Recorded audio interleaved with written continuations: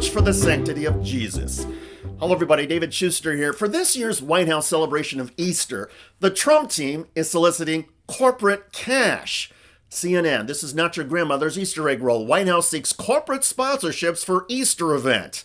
As the White House pitch document notes, the starting price, the silver sponsorship package, is $75,000. The platinum sponsorship is $200,000. The concept of White House ethics seems to have been completely swept away by this administration. I guess the problem here is that companies are paying for access to a White House event and even to officials and potentially the First Lady, according to our reporting. That seems to be a pathway to corruption. Of course, the best take on all of this comes from the must-read The News. Why is Trump doing this?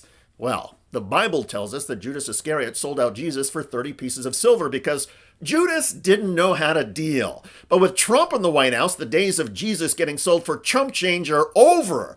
Trump isn't about to get ripped off the way Jesus was. This Easter, America's president won't let Jesus be a sucker once more. America's finally going to get top dollar for selling out Jesus. For what shall it profit a man if he doesn't make a profit? While Trump profits from the Easter celebration, the lucky sponsors get naming rights for key areas or elements, sponsor logos featured on event signage, and custom branded baskets, snacks, beverages, or souvenirs. In other words, Trump's lucky sponsors can get their actual logos slapped on White House Easter crap to celebrate the resurrection of Jesus. I think it's of a piece with his trade policy and all those things. He likes systems where your business deals are improved if you get a seat next to him at a dinner, that kind of thing. I think what we need to do is take the era of online sports gambling and Easter egg rolls and combine them. We can now. You want to actually bet on the children. I want to bet on the children. I knew that was races, where this was going. While conservative Jonah Goldberg was being sarcastic, of course, one imagines Donald Trump or somebody in his family saying, "That's a great idea. Put it down for the planning of Easter in 2026. Plus, online gambling companies are huge." But back to 2025. If Donald Trump's Christian supporters had any integrity, they would condemn and criticize the commercialization of a day that celebrates or is supposed to celebrate the resurrection of Jesus. And for the record, Easter was a pagan ritual about the god of fertility, hence bunny rabbits and eggs. None of this Easter stuff is in the Bible. Still, there is no reason to expect Donald Trump to ascribe any sanctity to Easter. He has publicly questioned Jesus' commandment to love your enemies. In fact, most biblical teachings are a foreign concept to Donald Trump. A lot of Trump Christian supporters are also far removed from the Bible, and that's because they have been selling out their religious faith for 10 years to their Messiah, Donald Trump. Just rarely so cheaply.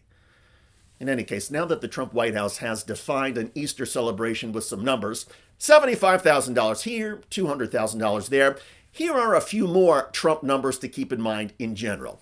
64 times mentioned in the Epstein report. 97 times Trump has pleaded the fifth.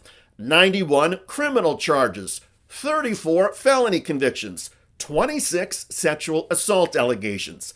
6 bankruptcies. 5 military draft deferments, 4 criminal indictments, 2 impeachments, 1 fake university shutdown, 1 fake charity shutdown, $25 million fraud settlement, $5 million sexual abuse verdict, $2 million fake charity abuse judgment, $93 million sexual abuse judgment, $400 million fraud judgment. First president in history to serve a full term and increase the deficit every year in office. First president in history to maintain a debt to gross domestic product ratio over 100% for an entire term. Most new unemployment claims, largest single-day point drop in the history of the Dow, longest government shutdown in history, and Trump did that while his own party controlled both chambers in Congress. First president to be impeached twice, first president to have a mugshot, and first president in the 147-year history of the White House Easter egg roll to commercialize it and turn it into a for-profit event. Remarkable. In the good old days, the White House Easter egg roll only changed with technology. The first official White House egg roll occurred here in 1878 when President Rutherford Hayes was living in the White House. Now, a lot of things have changed since then.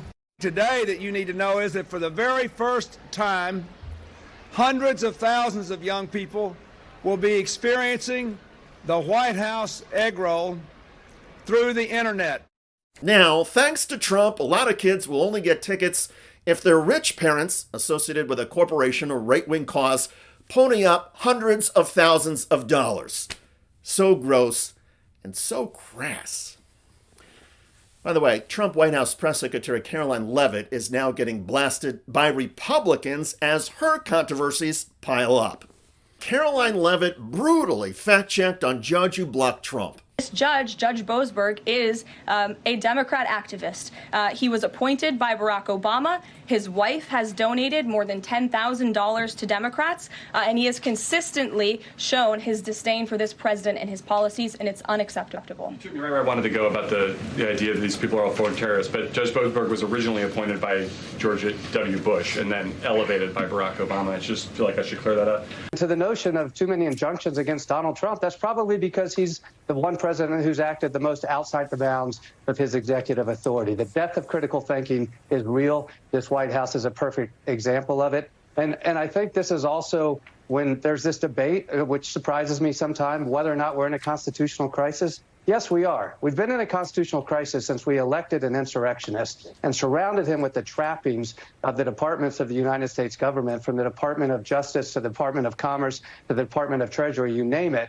Those trappings have normalized this behavior in an environment where it shouldn't be normalized. He's actually not implementing tax hikes. Tariffs are a tax hike on foreign countries that, again, have been ripping us off. Tariffs are a tax cut for the American people, and the president is a staunch advocate of tax cuts, as you know. Actually, according to the Nonpartisan Tax Foundation, tariffs are a form of taxation imposed on another country's imports. Economists broadly agree that such trade barriers raise prices on consumers and negatively impact the economy. A reporter for the Associated Press followed up with this. Sorry, have you ever paid a tariff? Because I have. They don't get charged on foreign companies. They get charged on the importers. And ultimately, when we have fair and balanced trade, which the American people have not seen in decades, as I said at the beginning, revenues will stay here, wages will go up, and our country will be made wealthy again. And I think it's insulting that you are trying to test my knowledge of economics and the decisions that this president has made. I'm now regret giving a question to the Associated Press. Check out that video at the link below. It generated a lot of comments on YouTube. One of the most popular is from Maria, who wrote, "Don't understand how she claims to be Christian and insults everyone that disagrees with MAGA." I hear you. I look forward to reading your comments about Donald Trump selling out Easter. I'm David Schuster. Thanks for joining us.